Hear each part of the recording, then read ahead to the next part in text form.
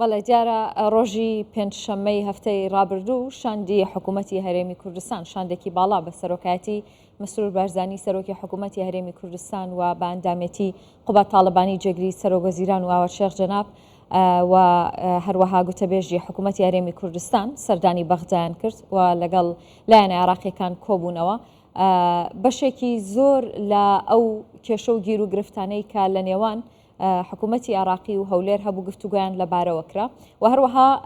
دوو پێشنیار لەلایەن حکوومەتتی هەرێمی کوردستانەوە لەلایەن شاندەکەوە ئاراستەی بەغداکرا یەکێکیان پێشنیازێکی پلانی کورتخایەن و ئەوی دیکە درێژخایەن بوو بۆ چارەسەرکردنی کێشە و گیر و گرفتەکان و بڕیارە ئەمڕۆ لە کۆبوونەوەی ئەنجومەنی وەزیرانی عێراق گفتوگۆ لەبارەی پێشنیازەکانەوە بکرێت و بڕیار بترێت لەبارەی ناردنی بڕێک پارە بۆ موچەی فەرمانبەرانی هەرێمی کوردستان هەرچەندە هیچ بڕەپارەیەک بۆ مانگی 1970 نهاتوە بۆ هەرێمی کوردستان و ئێستا حکوومەتتی هەرێمی کوردستان داوای کردو بۆ هەر مانگێک بڕی 800 میلیارد دینار بنێردرێ هەرچەندە خۆشیان ئاماژیان بۆ کردو کە ئەم بڕەپارەیە بەش ناکات بۆ موچەی فەرمانبەرانی هەرێمی کوردستان بەڵام لەگەڵ داهاتینەوە خۆ دەتوانن کە تەواوی بکەن و موچەی فەرمانبەرانی هەرێمی کوردستانی پێ بدرێ مەبەستمە گفتوگۆی زیاتر بکەم لەگەڵ بەڕێز زیرەک کەمال چاودێری سیاسی ڕاستەوخۆ لە هەولێر لەگەڵمە کاک زیرەک کەم کاتت باش بەخێر بێ بە کوردستان 24 وەکو چاودێرێکی سیاسی چی دەبینن لەوەی کە لە هەفتەی ڕابردوو ڕۆیدا ڕۆشتنی شاندێکی باڵای حکوومەتتی هەرێمی کوردستان بۆ بەغداوە کۆبوونەوەی ئەمڕۆی ئەنجومەنی وەزیرانی عێراق لەبارەیەوە پرسەوە ئەو کاتت باش زۆر سپاس بۆ ئێوەش سپاس بۆ ڕخساندنی و دەرفەتا دیارە ئەوەی لە ماوەی ڕابردوو ڕوویدا بابڕێن لە چەند مانجی ڕابردوو گوشارێکی زۆر بوو بۆ سەر هەرێمی کوردستان و باشکرا دیار بوو کە لایەنە عێراقیەکان بەشی زۆریان پەشیمان بووبوونەوە لەو ڕێکەوتنامەی لە نێوان حکوومەتتی هەرێمی کوردستان و حکوومەتتی عێراقیە بەڵام دوجار حیزب و لایەنە سیاسیەکانی کوردستان و حکوومەتتی هەرێمی کوردستان و فراکسیۆنەکانی کورد لە بەغدا هەمویان بێکەوە بەیەک تیم چوونە بەغدا و وتوێژیان لەگەڵ لایەنە عێراقیەکان کرد لەگەڵ حکوومەتتی عێراق لەگەڵ سەرۆکاتی کۆمار لەگەڵ هەموو لایەنە پەیوەندیدارەکان و بە حیزب و لایەنە سیاسیەکانی بە فراکسیۆنەکانی دیداریان کرد بە یەک تیمی کوردستانی ئەوەش خۆی لە خۆیدا کاریگەریش یەکجار زۆری هەبوو لەسەر ئەدای کارکردن و دەنگدانەوەیەکی زۆریشی هەبوو بۆیە ماوەتەوە لەگەڵ ئەمڕۆ ئەنجومەنی وەزیرانی عێراق بڕیار لەسەر ئەو کۆبوونەوانە بدا لە سەر دەرەنجامەکانی ئەو کۆبوونەوانە یان لەسەر ئەو پێشنیارانەی کەوا حکوومەتتی هەرێمی کوردستان و فراکسیۆنەکانی کورد لە بەغدا هەیان بوو تایبەت بە موچە و بودجەی هەرێمی کوردستان ئەمڕۆ ئەنجومەنی وەزیرانی عێراق بڕیار دەدا وەکو دەڵێ لكل حادث حديث بە هیوانکەوە بڕیارێکی ئیجابی بدات و لە بەرژەوەندی کۆمەڵانی خەڵکی کوردستان دابێت و ئیتر ئەو موچەیەکەوە بەناحەق لەلایەن عێراقەوە گلدراوەتەوە نانردێ بۆ هەرێمی کوردستان بڕیاری لەسەر بدرێت و ئیتر کۆتایی بەو قەیرانە بێت. بەڵێ کاک زیرەک ینی ئەوەی لە سەردانی شاندەماڵاکەی حکوومەتتی هەرێمی کوردستان دەبینرا بەشێکی زۆر لە هاوڵاتیانی هەرێمی کوردستان هێندەی چاویان لەوە بوو کە شاندێک لە یەکریزی لایەنە سیاسیەکان پێکاتە بۆ ڕۆیشتن بۆ بەغدا هێندە چاویان لەوە نەبوو کە ئەنجامی ڕۆیشتنی شاندەکە چی دەبێت ئەم یەکریزیە چەند گرنگە بۆ چارەسەرکردنی کێشەکان و بۆ بەهێزتربوونی پێگەی کورد لە بەغدا ئێمە لە بیرمان نەچێ کە بمانەوێ بڕیار لەسەر شتێک بدەنیان بمانێ هەڵسەنگاندن و توێژینەوە بۆ بابەتێک بکەین دەبێ بگەڕێنەوە بۆ ڕابردوو من لە زۆر جار لەو کەناڵە بە ڕێزەکەی ئێوەش ئەوەم گوتووە هەر کاتێک کورد و جوڵانەوەی ڕزگاری خوازی گەلی کوردستان یەک بوو بێت و یەک ڕیز و تەبا بوو بێ توانیوەتی کۆمەڵێک دەستکەوتی زۆر گرنگ بەدەست بێنێ هەر کاتێک ناتەبا بوو بێت و پەرتەوازە بوو بێت دەستکەوتەکان کەوتونەتە بەردەم هەڕەشە و مەترسی زۆر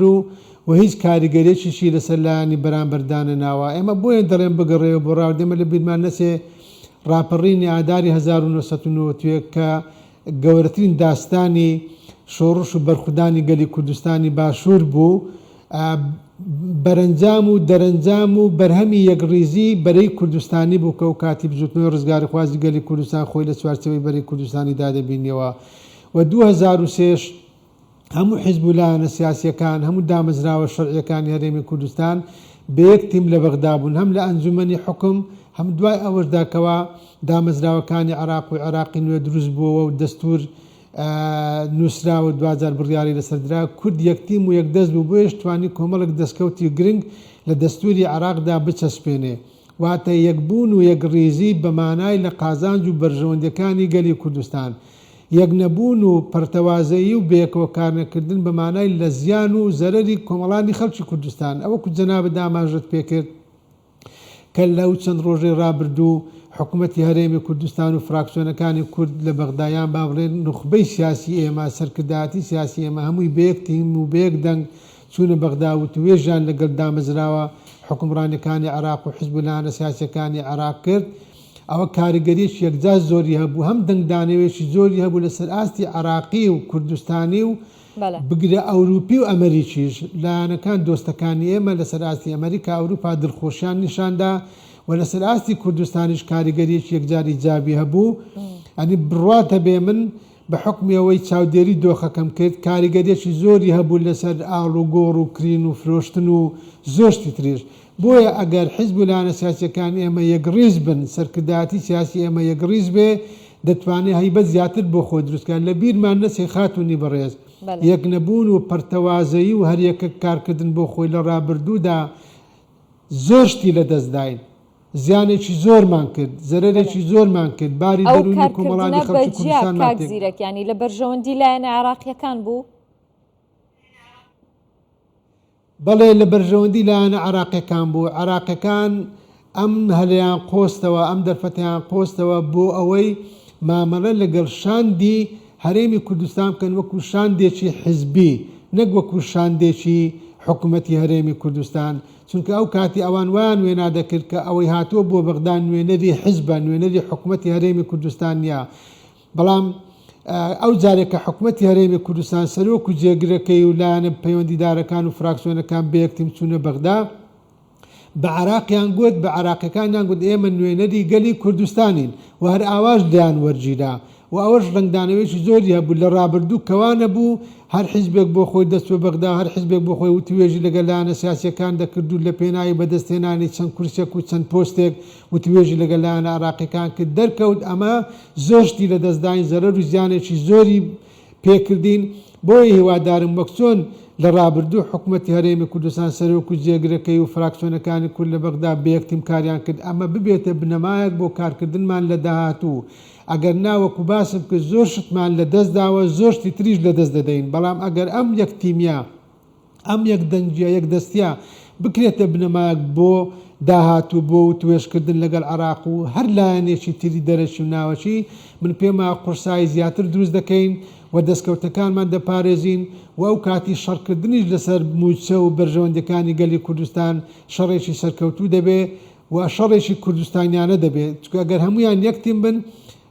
بڕوام وایە کە گەلی کوردستانیش پشتیوانیان دەکا، بەڵام ئەگەر یەکڕیز و تەبانە بن ئەو کاتی گەلی کوردستانیش دابەش دەبێت بەسەر حیزبولایەنە سیاسیەکان و پژگیریەکە پژگیرێکی کوردستانی نابێت. بەڵێ باشە کاک زیرەکیانی لە ڕابردوو چەندین جار حکوومەتی هەرێمی کوردستان لەگەڵ بەغدا ڕێکەوتنی هەبووە، ڕێکەوتنی زۆر باش بووە لەسەر کاغەز، بەڵام دواتر جێبەجێ نەکراوە. هەندێک لایەن هەن کە لەمپەر و کۆسپ دروست دەکەن. پێتان وایە ئەم جارە هیچ ویستێک هەیە بۆ پەکخستنی ئەو لێک تێگەیشتن و ڕێکەوتنانی لە نێوان هەولێر و بەغدا هەیە لە ناوخۆی عێراق مەبەستم؟ من پێم وایە ئەو ڕێکەوتنەی لەو چەند ڕۆژێ ڕابردوو لە نێوان حکوومەتی هەرێمی کوردستان و حکوومەتی عێراق و لایەنە پەیوەندیدارەکان بوو. من پێم وایە دەرگایەک بەڕووی هەرێمی کوردستاندا دەکرێتەوە بۆی هەیە کۆمەڵێک بڕگە و مادە و بابەت کە لە ڕێکەوتن نامەی نێوان هەردوولادا هەبووە تایبەت بە بودجە بە زۆرێک لە جۆرەکان بڕیاری لەسەر بدرێت لە بەرژەوەندی کۆمەڵانی خەڵکی کوردستان ئەگەر دادگای فیدرالی عێراق تێشی نەدا، چونکە کۆمەڵێک خەڵکی توندڕە و دژە بەرژەوەندەکانی گەلی کوردستان لە دادگای فیدرالی داوایان تۆمار کردووە دژی ئەو بڕیارێ ئەگەر ئەنجومەنی وەزیرانی حکوومەتی عێراق بڕیاری ناردنی میزانی بودجە بدایان بابڕی موسەی فەرمانبەرانی هەرێمی کوردستاندا داوایان تۆمار کردووە ئەگەر دادگای فیدرالی تێشی نەدا من هیوادارم دادگای فیدرالیش وا سەیری وێنای بکە هەر بڕیارێک کە بیدا بە سلبی بێ لە بەرژەوەندەکانی گەلی کوردستان نەبێ فەرمانبەرانی هەرێمی کوردستان زەرەر دەکەن، کۆمەڵانی خەڵکی کوردستان زەرەر دەکەن و بڕیارەکان بڕیارێکی نائاراقیانە دەبێ، نانیشتیمانیانە دەبێ و من پێم وایە دۆخەکە قوڵتر دەکاتەوە، پەرتەوازایی قوڵتر دەکاتەوە و نائومێدیش بە کۆمەڵانی خەڵکی کوردستان بە عێراق لاوازتر دەکات. چونکە پێشتر لە کوردستان ڕایەکی پتە و بەهێز هەبوو کە ئێمە نەوت تەسلیمی عێراق بکەینەوە، ئێمە لەگەڵ عێراق وتوێژ بکەین، لەگەڵ عێراق ڕێک بکەوین. فەرمووی ئێستا دامەزراوەکانی سیستەمی حکومڕانی هەرێمی کوردستان سەرۆکایەتی هەرێم، پەرلەمان، حکوومەت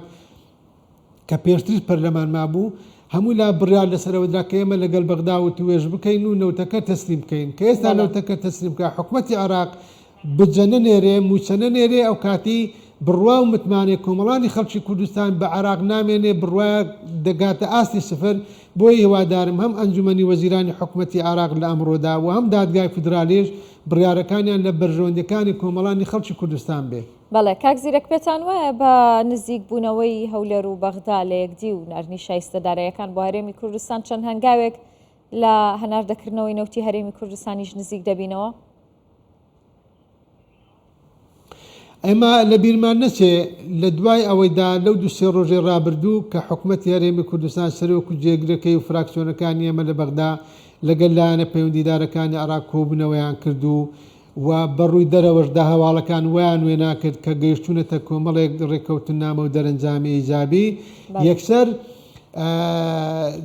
یەکسەر گوتاری سیاسی تورکیا گۆڕا لەسەر ئاستی ئۆردوغان، لەسەر ئاستی وەزیری وزە، وەزیری دەرەوەیان و ڕانگەیان کە ئێمە بۆڕێکانمان چاک کردوەوە، چاکسازیمان کردووە، لە ڕووی تەکنیشە و خەلەلانەی هەمان بوو چارەسەرمان کردووە و لە ئایندەدا نەوتی هەرێمی کوردستان و نەوتی عێراق بۆ بەندەرەکانی تورکیا بەڕێ دەکەوێت، واتە حکوومەتی تورکیاش ڕێی گۆڕی. بۆیە من پێم وایە ئەگەر ئەو ڕێککەوتن نامەی لەو دوسێ ڕۆژێ ڕابردوو لەنێوان حکوومەتی هەرێم و حکوومەتی عێراق کرا، بچێتە واری جێبەجێکردن، نەوتی هەرێمی کوردستانی لەو کاتی بەڕێ دەکرێت و هەڵوێستی تورکیاش و ئێرانیش و لایەنە پەیوەندیدارەکانی بەرامبەر بێم و بەرامبەر بە عێراق دەگۆڕێ. هیوادارم بڕیارەکان و دەرەنجامەکان لە بەرژەوەندی کۆمەڵانی خەڵکی کوردستان بێ. دەستخۆش بەڕێز زیرەک کەمال، شرۆڤەکاری سیاسی ڕاستەوخۆ لە هەولێر، میوانم بووی دەستخۆش.